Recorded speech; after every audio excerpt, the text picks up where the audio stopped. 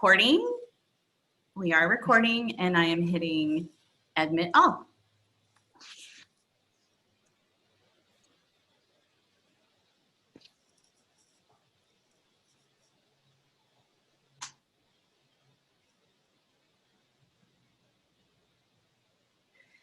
Good morning, everyone, or good evening for our guests, because they are across the world. It's evening there.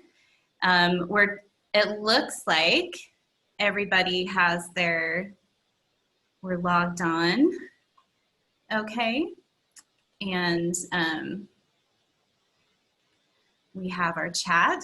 So just to let you know, we are recording this, and then we'll be posting it on our social media platforms so that we can have more people tune in and listen to our conversation this morning. So we have with us Bethany Jansen and Joelle Lucas, and I'm gonna just give my little quick introduction, and then each one of them are gonna tell you a little bit more about what they're doing right now.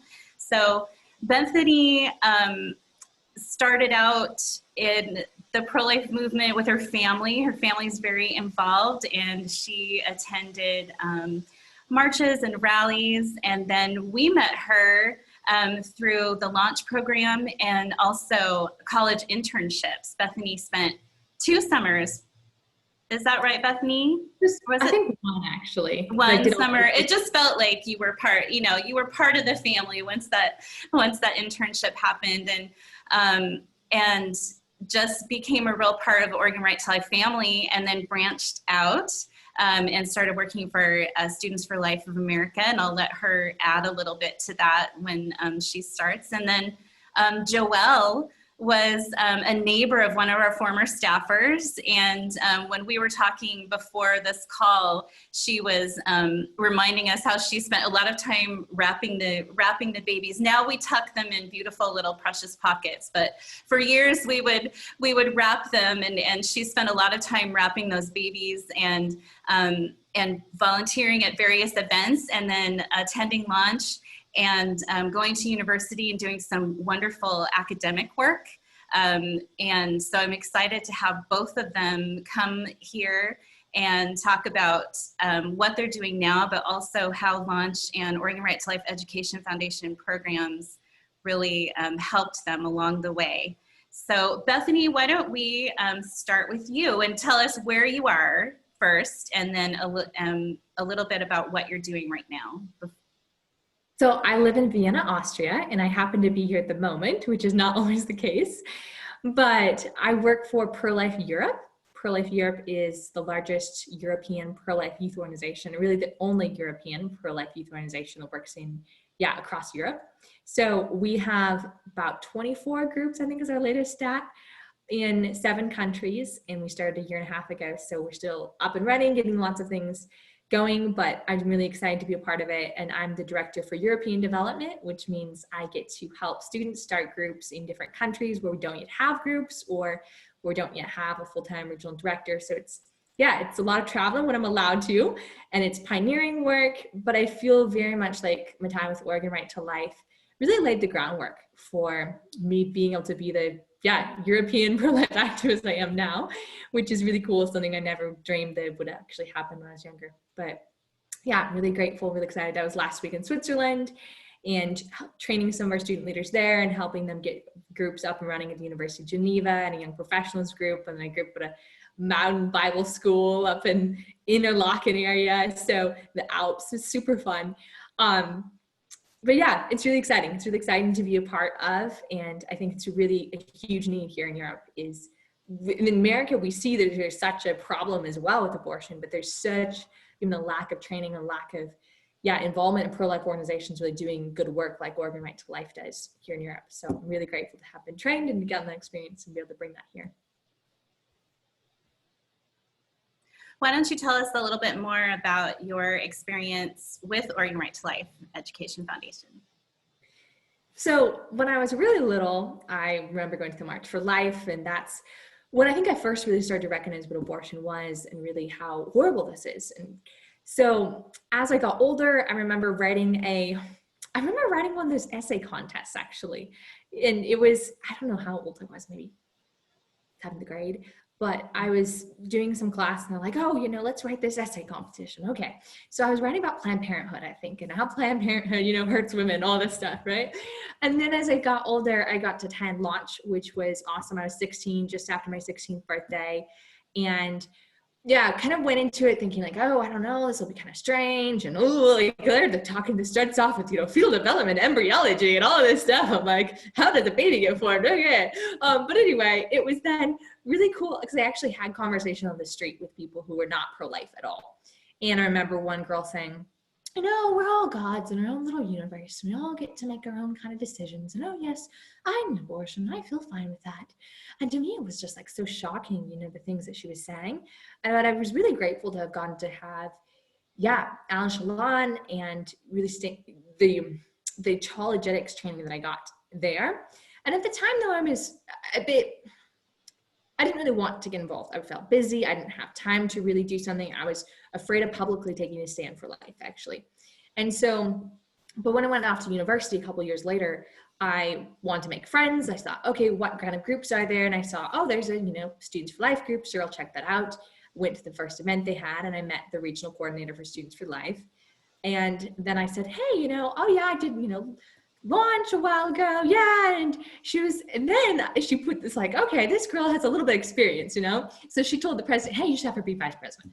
So pretty much when I was getting more involved. And then, as Lois mentioned, I ended up interning with them. And then I ended up actually university doing my senior political science project for the PAC actually, and studying how can we reach Latino population, which is really cool.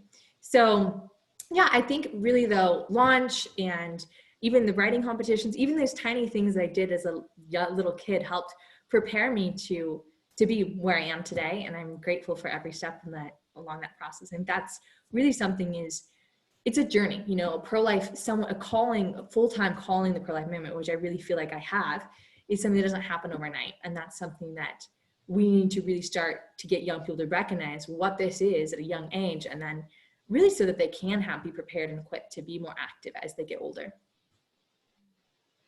Thank you, Bethany. And I just want to mention before I hand it over to Joelle that if you have any questions, the chat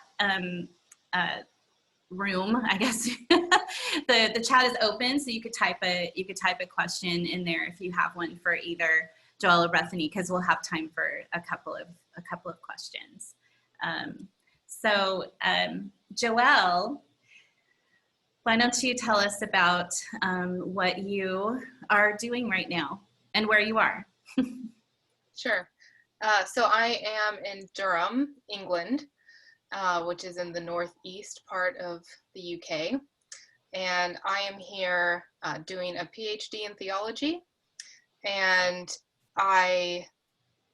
it's a very long story of how I got here. But one of the things that was really interesting for me was I was actually leaving a full-time pro-life job to come and do this PhD. And I think similar to Bethany, I felt like I have been called to do pro-life work, that it's something that it needs to be part of my life.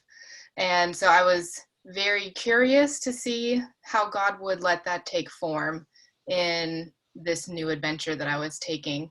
And it was really cool to see that even before I got on the plane, God was already starting to put pieces together. And I was, actually thanks to Bethany, I was able to start making contacts with people over in this side of the world. And they connected me to people that were here in Durham. And basically all of us there were 3 of us who were all looking to connect with other pro-lifers so we could do something. And so we got connected, and we started the first pro-life group in this region up in the northeast of England last year at the university, and we had a lot of pushback, not surprisingly. But things are going really well with that student group, and we're also working, one of my friends that I worked with before, he's now kind of launching what we did here and trying to launch it across the UK, which is really exciting. And then I'm partnering with another UK organization to work on pregnancy centers, because there are very, very few pregnancy centers in the UK. And even worse, we have almost none in university cities. So if there is one, chances are it's probably not even going to be accessible to university students, who we all know are in the highest demographic for people needing the services of a pregnancy center. So that's kind of next on the agenda. Is we're hoping to eventually get a brick and mortar pregnancy center here in Durham. Wow, that's so exciting. And you had mentioned before how that lack of pregnancy centers is something that was impactful to you when you moved over there to find that out. Yeah, very, very much so. It's just really sad, I think, in a lot of ways, to see how far behind Europe in general is. When you're in the UK, you find out that they don't really consider themselves part of Europe. But nonetheless, whether we're talking about the UK or Europe, there's just not a lot happening. But I'm always trying to find the positive side. And the positive is that there's an opportunity to launch pregnancy centers that are united, that are under the same banner, that have a strong Christian ethos, that share the gospel with people, that are just really, really stellar pregnancy centers. And it's the other benefit, which I've noticed with student work, and I think Bethany would probably agree with this, is that because there's people like Bethany and I who have been trained by people in the States, we've seen so many of the resources, we've worked with US organizations that have been around for more than 10 years, and sometimes 30 or 40 years or more. There's a lot to be taken and gleaned from places like Oregon Right to Life or pregnancy centers or student work, that we can then take so much of this work, we don't have to start from scratch, and then we can modify it to fit whatever local community we happen to be in, and make sure that we keep the things that are really important and then tweak them to fit what the specific needs are of the people here. And that's a huge advantage. And so when I talk to people here, I'm always trying to encourage them that, look, it shouldn't take us 30, 40, 50 years to do what has been done in America, because we can piggyback off them. And so we can shoot ahead much further on our timelines by just using those resources, which is a really big deal. Oh, that's a great insight. Well, why don't you tell us a little bit about your sort of journey and how Oregon Right to Life Education Foundation was a part of it? Oh, absolutely.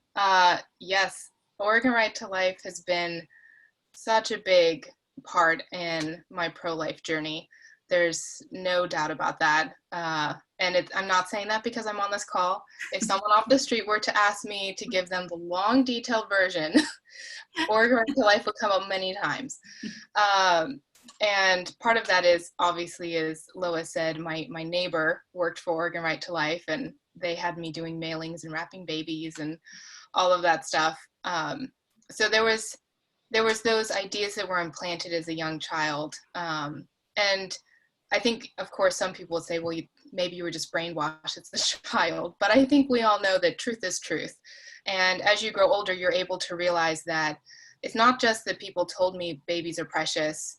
My embryology textbook assures me of this. My faith assures me of this. What I see in terms of human rights and how we're supposed to value people. And when you start kind of seeing the arguments and how they just make logical sense, I think it's a similar importance to if people on this call are Christians, and we know that there's a childlike faith, but then there's an adult faith, and there has to be reasons behind it. Why are we fighting for this? Why do I believe this thing? And I think Launch really was helpful in that way to kind of transition from, okay, I believe this because my family does or my church does, to, okay, here's the logical, scientific, philosophical reasons for why we believe this to be true, and not just believe it, but why we need to be actively engaging in our culture, having these discussions, and seeking to save lives because it matters that much. And so, yeah, Oregon Right to Life was really helpful for that, kind of making that transition of not only do I believe this, but I want to be active about it. I'm equipped now to talk about it. And so when I went to university, I got involved with our with our Students for Life group. But more so, I got involved with our local pregnancy center, and where I worked with them to run an abstinence group, that whole prevention, trying to prevent pregnancy, which was a great opportunity. And then in the summers, I would do political work with Oregon Right to Life. So even over those 4 years at university, I felt like I got a really good foundation for seeing kind of the two sides of the pro-life movement, if I can say that there's two sides, which I think there are. There's the more active side of we want to change people's minds, opinions, and laws. And then there's the more pastoral, we want to care about women, provide for their needs. And so I really got to see both of those through my work at the Pregnancy Center and Oregon Right to Life, which is really beautiful to see how they're different, but also how they can complement each other when they're communicating on each side of that. I don't know how much more you want me to share about. Oh, that's great, Joelle. It's very, very powerful. And for me, I was sitting there thinking, because I think I've mentioned that the launch program is something that I've been involved with from the beginning. It's one of my favorites, and that really is one of the goals of the whole training, is to give students a look into the different parts of the movement. It's a large movement, and we do cover that breadth and try to and give exposure to those, because we want students to think about where it is they need to go, like where is their heart and mind, their desires for career, all of those things. How does that fit into the pro-life movement?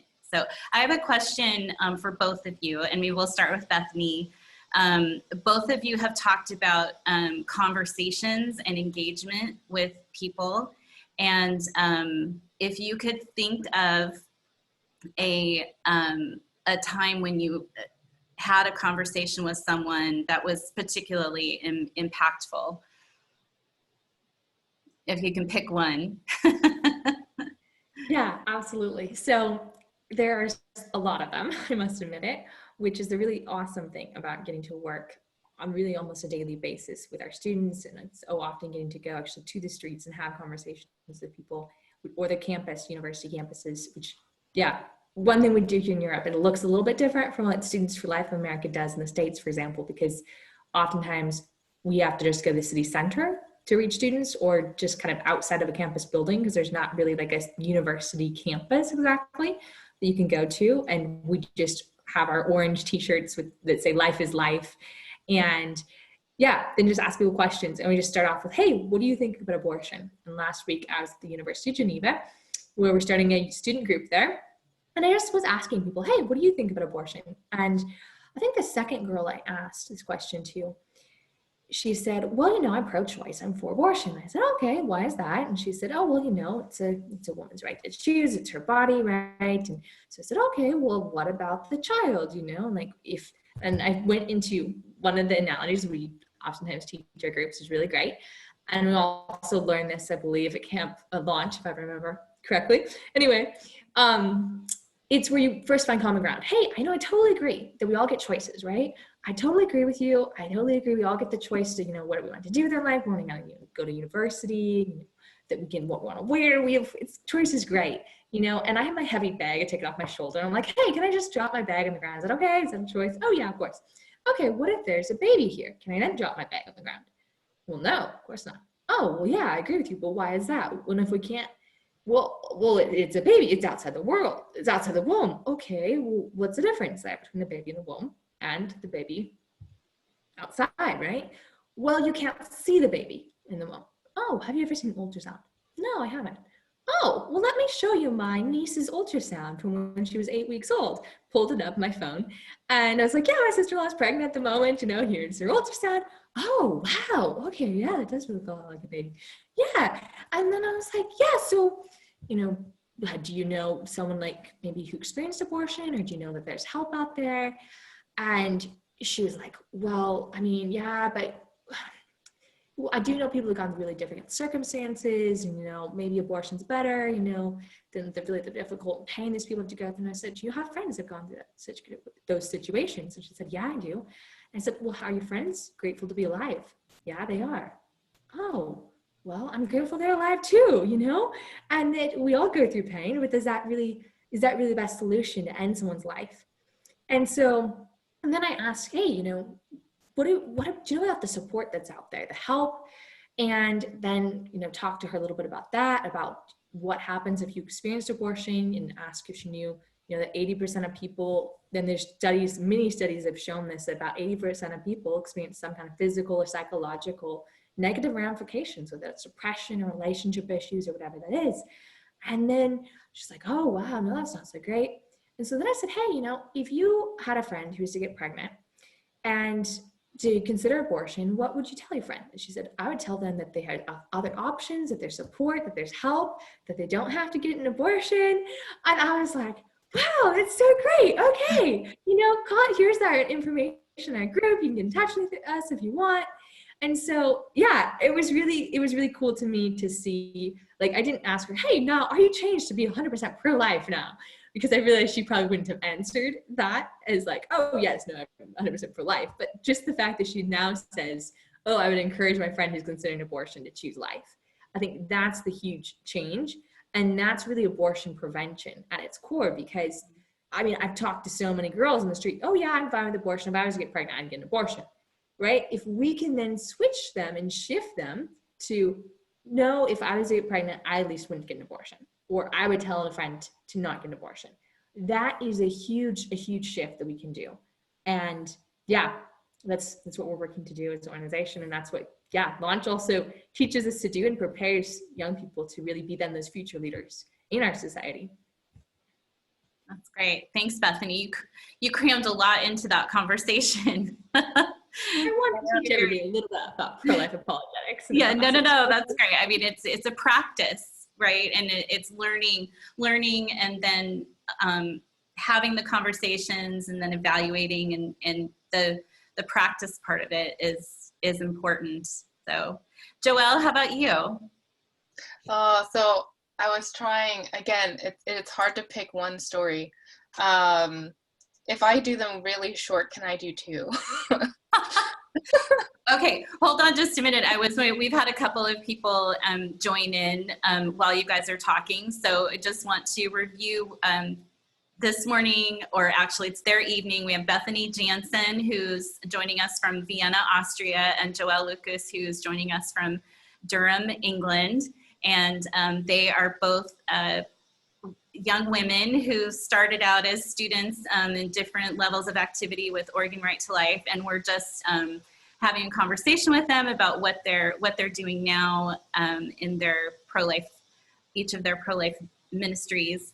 And so with that, and if you have a question, we probably will have time for one more question. You can type it into the chat box. Okay, Joelle, go ahead.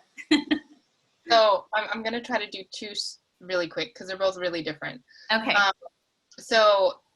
Before I moved to Durham, I worked as the director of a pregnancy center in the state of West Virginia. And I gained a lot of stories from there. And those stories have been hugely impactful when I also go out and talk to people on the streets. And one of the questions that often gets brought up is, well, isn't it better for a woman to have an abortion? Isn't her life going to be better because then she won't be in poverty or suffering or whatever situation they bring up? And I will often tell them about this really sad story from when I worked at the center, when a very young girl came in and found out her living situation was horrible. We're talking impoverished, a mother who literally said, I shouldn't have had you, and told her daughter that if she kept the pregnancy that she would kick her out and she couldn't live at home. And so, but this girl was like, I'm so excited to be pregnant. I've always wanted to be a mom, you know? And I had resources that I told her, I said, look, I can send you out of state to another place where they're going to give you a home. They're going to get you through high school. Not only that, but they'll also get you into university if that's something you want to do. They will provide for your baby. They'll teach you how to be a mom, all of this stuff. I said, you could have a whole new life. And I mean, this is the kind of offer that kids in that area of town, they don't get offers for free housing, potential to go to university. You know, I mean, this is massive for this girl. And she just lit up. She was so excited. And I was making the calls and getting things organized. And the next day her mom brought her in, and this girl couldn't even look me in the face. And the woman said, you tell that woman what you're going to do. And she looked to the floor and said, I have to have the abortion. And they walked out of the clinic, and I have no idea whatever happened to them. But I remember, I went home and I cried because I thought, what's going to happen to this girl? She's going to go back into poverty. She's not, I doubt she'll ever get to college or university. What kind of life is she going to have with this mother who hates her, and no money, no father, no, anything. And I thought, abortion only sent her back to where she was, but now she's going to be grieving over the child that she wanted, and she's now lost. Whereas choosing life could have actually saved this girl's life, literally could have saved her life. And so when people tell me things like abortion isn't a woman's best interest, I say I can't believe it, because I think sometimes that baby can actually be the answer that women need to live a better life, and we just can't make those kind of judgment calls. So anyway, but there was also some guys I remember talking to, because it's really hard to get people to change their mind on this issue. Mostly I think because people just don't want to admit that after a 5-minute conversation they've changed their mind. So fair enough, we all have our pride. But I remember these two guys that I was talking to, and kind of like Bethany, just asking good questions of, well, what do you think about this? Well, what do you think about this? And seeing them, as they answer the question, start realizing what they're actually saying. And we got to the point of talking about, well, if there's a doctor saving a baby this old in this room, but killing a baby the same age in the other room, then who actually is deciding which baby is valuable? The mom. And do we really want to live in a world where your value as a human being is dependent on what someone else thinks about you? Like, my mom can't decide whether I'm worth keeping alive or not, because I'm a person. And she doesn't have that right. And there, you see the wheels start turning, and go, oh yeah, that is kind of scary. I don't want to live in a country where someone decides my value, and it's not something I have inherently. And it's always really encouraging when you start to see the light bulb moment for people. And it's always a beautiful thing to see that, like Bethany had that specific conversation with the girl, but I'm sure she would tell you a bunch of different conversations, and there's similarities, but they're all different. And somehow those conversations tend to go the way that the people we're talking to, they need, that makes sense for them. And that's always just really interesting to watch those interactions and see their responses. Wow. And I just want to say as well, just like Joelle said, oftentimes people don't change their mind overnight, but each conversation is we're planting a seed. And that's one of the things, is if our heart is really coming from a place of kindness and compassion and love to this person, then they can sense that. And that really helps them to have their heart be open. And I've had girls tell me, oh yeah, I had an abortion, and be crying, and guys, tell me, oh yeah, my girlfriend had an abortion, and you can see the tears coming down their eyes, and I give them a hug, and here they just told me a few minutes before this, oh yeah, I'm for abortion. We just talked through lines of logic. And then that's really the thing as well, is really to reach someone at their heart, and really to show them that love, that we care, we don't judge them, but we want to then inspire them to actually, that they can be a hero and they can do something different. They can't change the past, but they can change the future. And that's really what we can do in every day, in whoever we come into contact with. Wow, that was powerful. Both of you, just really, really impactful to listen to your experiences and just to know that those are just a tiny fraction of the work that you guys have been doing in the conversations. And I think that that dedication to putting yourself physically in a place where you can interact with people and talk with them is just, I mean, it's brave, but it also is so effective. And that's something that we do work on with Launch. And so we're about at the end of our time. And so I just, maybe each of you could just take a couple of minutes, since we are raising money this week. We have an auction going for Oregon Right to Life Education Foundation.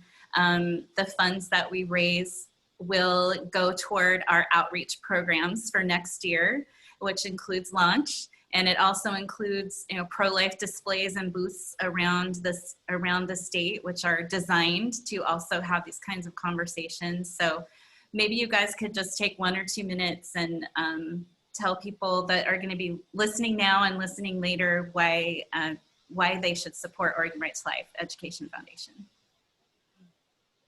Well, I guess I can start again. Go ahead. I mean, the thing with, if we want to create a world without abortion, we have to start person by person. And that means we have to start by reaching the person in front of us. And a lot of it comes down to education, honestly. I mean, there's so many people that justify abortion because, oh, it doesn't look like a baby. Oh, then having the fetal model right there. Yeah, well, what does this look like to you? That's so powerful. Or asking those questions, hey, do you think everybody gets value? Or maybe it's really an emotional issue and really asking them, hey, do you know some experienced abortion, meeting them in that place and telling them, hey, there's post-abortion healing. Those are things that a lot of people will never have this conversation with anyone. And that's why when we go out, we do outreach, which means we go to where the people are. We don't expect them to come to us. That's really the most impactful way we can do that. And I know we encourage our groups, of course, to do online outreach as well. But a question I always ask people is, what makes the most impact on you? Something you saw on TV, something you saw on Facebook, or a personal one-on-one conversation you had. And that's why I think the educational and these outreach and these, whether that's a booth at a fair, or whether that's a booth, I helped with Oregon Right to Life at a women's conference once. We had really impactful conversations, and those are really where we're changing hearts and we're saving lives as well. And sometimes we don't see the automatic impact that it makes. I mean, I remember one time being at the university campus and giving my card out to some random girl, and a month or 3 months later, I think I got a phone call from a different girl who's like, I had a baby and I got dropped from my classes and I don't know what to do.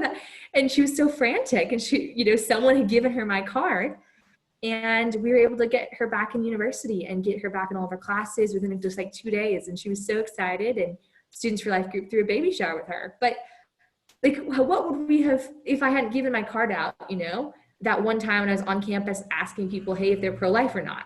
So that's the reality. We sometimes don't see that impact that's going to turn. We don't see that person ends up calling the pregnancy center 6 months later because they got our card to display. But that doesn't mean it's not worth it doing that and planting those seeds along the way. I don't know how I can follow that, but I'll try. Yeah, I think, what can I say? Education is very important. And I have to say that if I'm full-time student for my whole life. But seriously, education is really powerful. And I think Oregon Right to Life knows this, and the way that they invest their time and resources for education is really beneficial. And I love how, like Bethany mentioned, they'll go to fairs and they'll have booths and, trying to reach people in that capacity, which is amazing. And I love that they take the time to do that. But I also really love that they run the essay contest or the oratory contest or the video contest or whatever techno thing they're doing now for kids, and especially Launch. because there's something really, just like Bethany said, it's not just about watching videos on TV, but it's the person-to-person interaction. And there's something really powerful, especially as a young person, when being pro-life is not cool. This is not part of woke culture. It is the opposite of cancel culture. It is not, it's not cool. And yet it's vital that young people become pro-life, and not just be pro-life, but be actively pro-life. And so being able to gather students, especially in a really hostile state like Oregon. I mean, Bethany and I laugh all the time that it's almost like God must be laughing or something up in heaven that's like, I'm going to take people out of one of the worst states, the death state, and use them to be pro-life people in Europe, you know? And so, I mean, especially in a state like Oregon, it's really vital that young people get to see that they're not alone in being pro-life, that there's other students that they can work with that are eager to get involved. They need to be able to see people that are living a pro-life life. I remember I was invited back when I was in college, and I got to talk to a younger group of students that was there. And that was even just a joy, just a few years later, to be able to say, look, this is what you can do when you go off to university in a few years. And, you know, just that continual encouragement to this younger generation. And every year we have new young people that need that training. And we don't know if, you know, say there's 10 or 15 students that go to launch, maybe 1 or 2 of them will end up doing full-time pro-life work like Bethany and I. That's amazing. But that doesn't mean that the other, you know, students that maybe they don't do full-time work, but they know what they need to know up here, so that when they're having a conversation with their coworker at the water cooler, or somebody says, hey, aren't you that weird pro-lifer? Well, my friend, you know, is having some issues, and, you know, maybe you have a resource because they're not really about abortion, you know. It's all of those things, like Bethany said, it's the card that you leave, it's the conversation that you have, it's raising your children and teaching them to be pro-life. I am still friends with a lot of people that I met at launch, and I'm watching them raise their children and do that in a godly way that's instilling virtue of life, and just how they raise their family, and taking them to the marches and the walks and all this stuff. So it's so much bigger, I think, than we see. And there's seeds being planted that we may never even know what happens to them, but we trust that it's a good seed, and so it will bear fruit. So I think it's definitely worth investing in the education, especially for the young people. Wow, that was just amazing, both of you. Just appreciate you so much. It's just so wonderful to see what you're doing now, and just thank you so much for staying engaged with us, and in contact, and just doing all of the wonderful things, following God's leading in your life, and taking the knowledge and the background that you have into a place that really needs the truth. So I'm so inspired. Wow, I have all kinds of energy now for the rest of the day. And thank you for joining us. And God bless. Thank you so much for having us. This has been a real pleasure. We love you guys. Thank you guys. And I want to say shout out to Jan and Joe and Lois, everybody I remember from my days. So keep up the good work in Oregon. You guys really, stand strong. I mean, Oregon has more extreme abortion laws than every other country in Europe. So we're trying to keep it that way. I mean, no, we're trying to keep it so Europe doesn't get worse. Stand firm. All right. Thank you so much.